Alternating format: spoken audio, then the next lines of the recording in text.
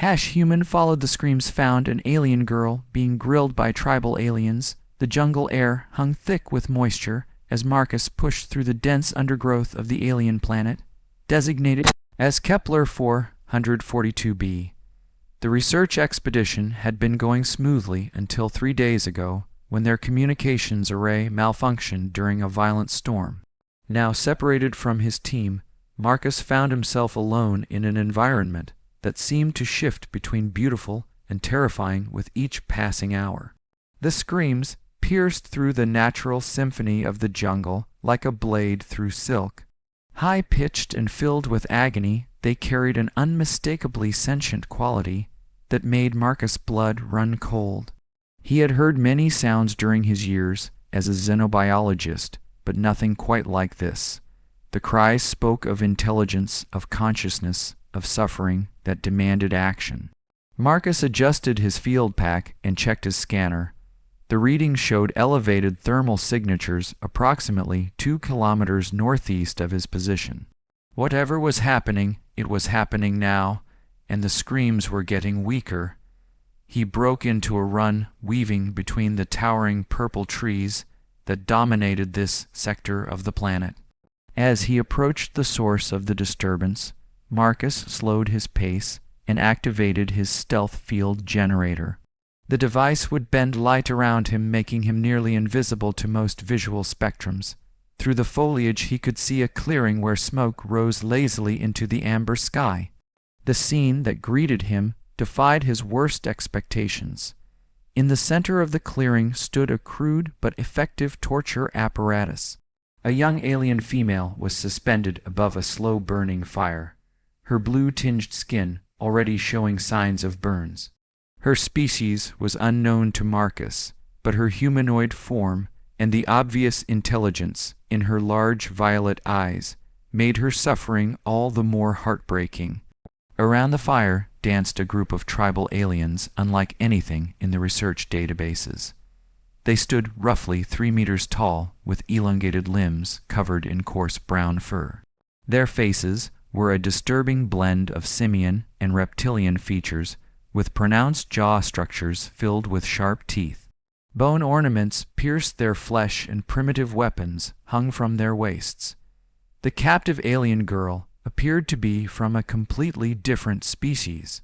Her skin held an almost ethereal quality, shifting between pale blue and silver, depending on the angle of light. Delicate features marked her face, and though her mouth was different from human anatomy, her expressions of pain and fear were universally recognizable. Marcus counted 12 of the tribal aliens engaged in what appeared to be a ritualistic torture session. They chanted in a guttural language while taking turns stoking the fire beneath their victim. The girl had stopped screaming, but her labored breathing suggested she was still conscious and very much alive. The human researcher felt a familiar surge of anger building in his chest. Throughout his career, he had witnessed the darker aspects of various civilizations, but this deliberate infliction of suffering on what appeared to be an innocent being triggered something primal in his response system. The universal human instinct to protect the vulnerable overrode his training protocols about non-interference with indigenous cultures. Marcus began formulating a rescue plan.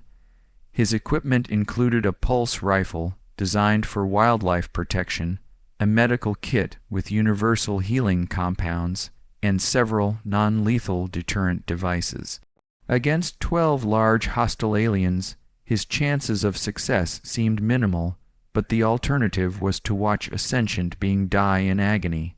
The tribal aliens seemed to be in no hurry to end their victims' suffering. Their ritual appeared designed to prolong the torture for as long as possible.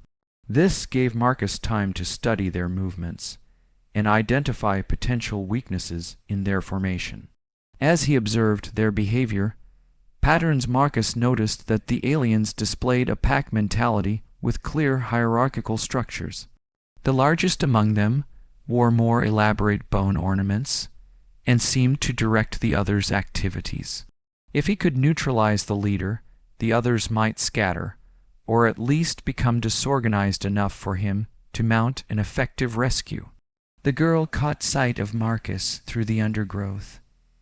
Her eyes widened with what might have been hope or terror. Marcus held up a hand in what he hoped was a universal gesture for quiet and patience. He needed to time his intervention perfectly to maximize the chances of getting them both out alive. The tribal aliens began to intensify their chanting, and the fire beneath the girl grew higher. Marcus realized that time was running out. Whatever ritual they were performing was approaching its climax, and soon it would be too late for any intervention to matter. Taking a deep breath, Marcus activated his pulse rifle and prepared to engage 12 hostile aliens in combat to save the life of a being he had never seen before. The absurdity of the situation was not lost on him, but neither was the simple moral imperative that drove him forward. The first shot caught the leader square in the chest, sending the massive alien crashing backward into 2 of his followers. The pulse rifle energy discharge caused temporary paralysis rather than permanent damage, but the effect was immediate and dramatic. The remaining aliens spun around in confusion, trying to locate the source of the attack. Marcus moved quickly from his concealed position, laying down suppressing fire to keep the aliens away from their captive. The pulse rifle had a limited charge capacity, but each shot that connected disabled an opponent for several minutes. He needed to make every shot count. The aliens recovered from their initial surprise faster than Marcus had hoped. These were clearly experienced warriors who had faced threats before. They began to coordinate their response, splitting into 2 groups to flank his position, while others moved to protect their ritual fire. A spear whistled past Marcus' head, missing him by centimeters. The aliens had impressive throwing accuracy, and their primitive weapons could be just as deadly as his advanced technology. He rolled behind a fallen log and continued firing, trying to thin their numbers before they could surround him. 3 more aliens went down under his pulse fire, but the remaining 6 were closing in on his position. Marcus realized he needed to change tactics or risk being overwhelmed.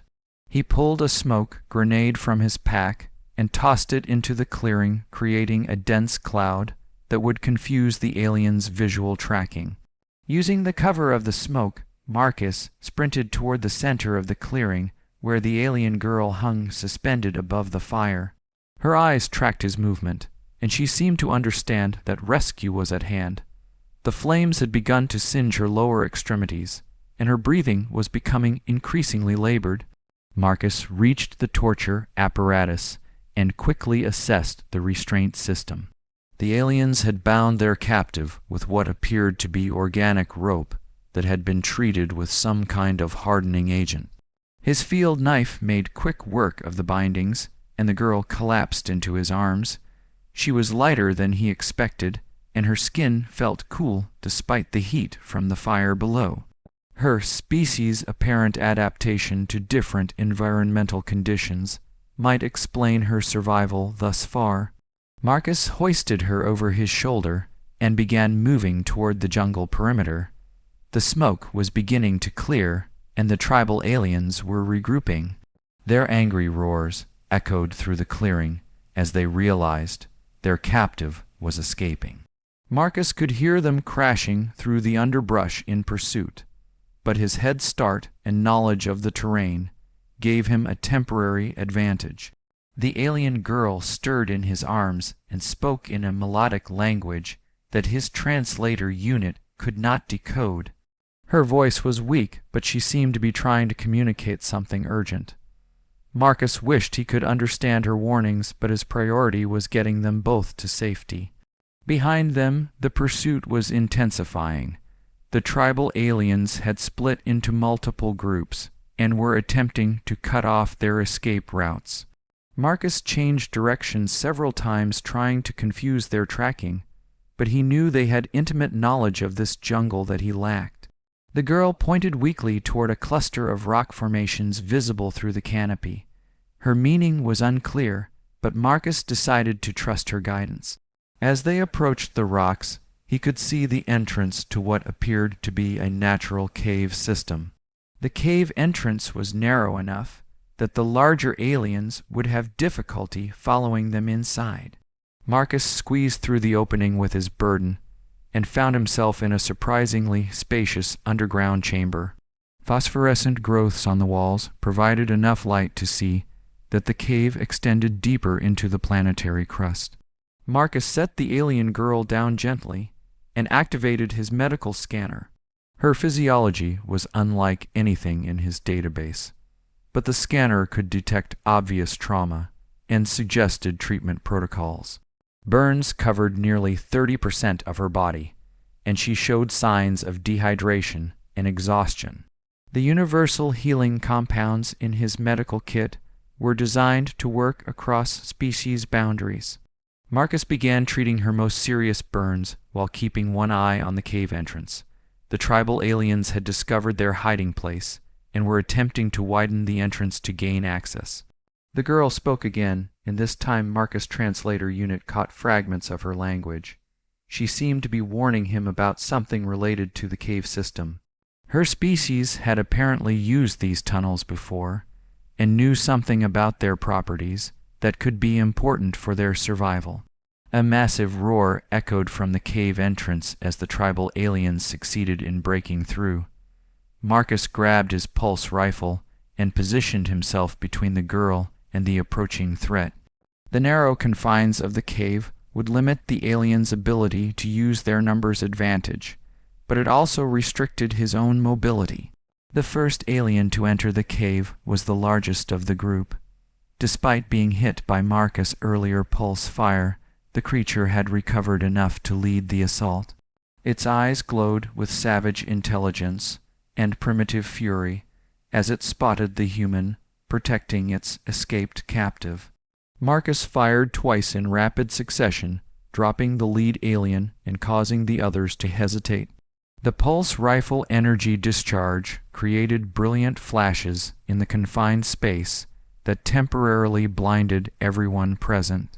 In the chaos that followed, Marcus heard the alien girl calling out in her musical language.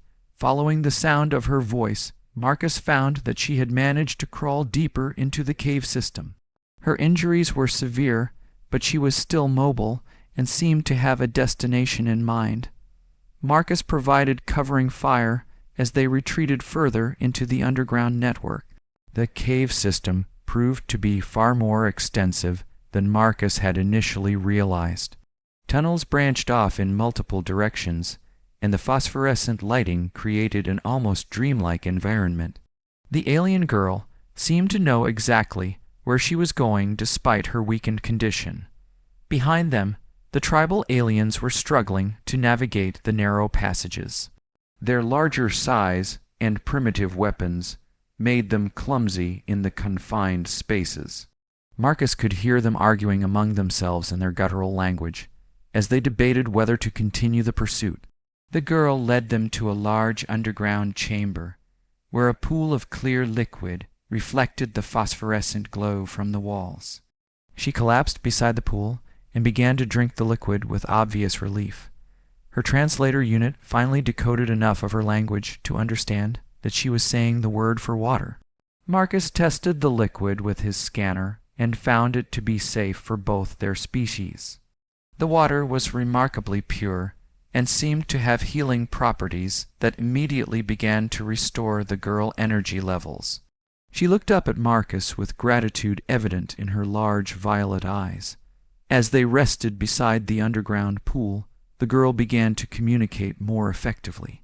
Her name was something that Marcus' translator rendered as Lyra, and she belonged to a peaceful species that had been exploring this region when they were attacked by the tribal aliens. Lyra explained that her people had been trying to establish peaceful contact with the various species on this planet when they encountered the hostile tribe. The tribal aliens had captured several of her companions and subjected them to ritual torture as part of their religious practices. Marcus felt a surge of anger as he realized that Lyra torture had been just one episode in a larger pattern of violence. The tribal aliens were apparently engaged in systematic persecution of other species in this region. His intervention had saved one life, but there might be others who needed help. The sound of approaching footsteps echoed through the cave system. The tribal aliens had decided to continue their pursuit despite the difficult terrain. Marcus checked his pulse rifle charge and realized he was running low on energy. They needed to find another way out of the cave system or risk being trapped underground. Lyra seemed to understand their predicament and began moving toward another tunnel entrance. Her species had apparently mapped these caves during their exploration, and she knew of alternative exits. Marcus helped her to her feet, and they began moving deeper into the planetary crust. The tunnel Lyra chose led steadily upward, and Marcus could feel air movement that suggested another opening to the surface. Behind them, the tribal aliens were still pursuing, but their voices were becoming more distant. The cave system was working in their favor by channeling the pursuit into predictable paths. After what felt like hours of underground travel, they finally emerged into daylight. The cave exit was hidden behind a waterfall that cascaded down from the cliff face above. The sound of rushing water would mask their movements and make tracking more difficult for their pursuers. Marcus helped Lyra across the stream at the base of the waterfall, and they began climbing the rocky slope beyond. The alien girl's strength was returning rapidly thanks to the healing water and her species' natural resilience.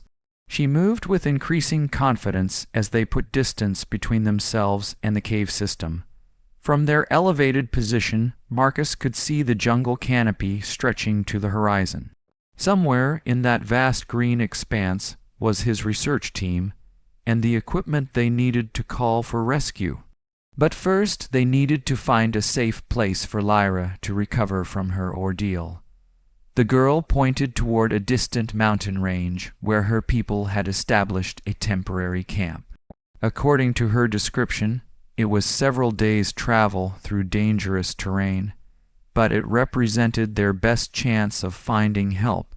Marcus made the decision to escort her home despite the risks involved. As they began their journey together, Marcus reflected on the events that had brought them to this point. A simple research expedition had become a rescue mission that was evolving into something much more significant. The connection between species that transcended language and cultural barriers was proving to be stronger than he had ever imagined. The tribal aliens eventually emerged from the cave system, but by then Marcus and Lyra had disappeared into the vast wilderness of the alien planet. Their pursuit continued, but with diminishing intensity, as the trail grew cold and other concerns demanded their attention. Over the following days, Marcus and Lyra traveled together through landscapes that defied earthly comparison. She taught him about the native flora and fauna, while he shared knowledge of human technology and culture. Despite their different origins, they found common ground in their shared values of compassion and justice. When they finally reached the camp of Lyra people, Marcus was welcomed as a hero who had risked everything to save one of their own.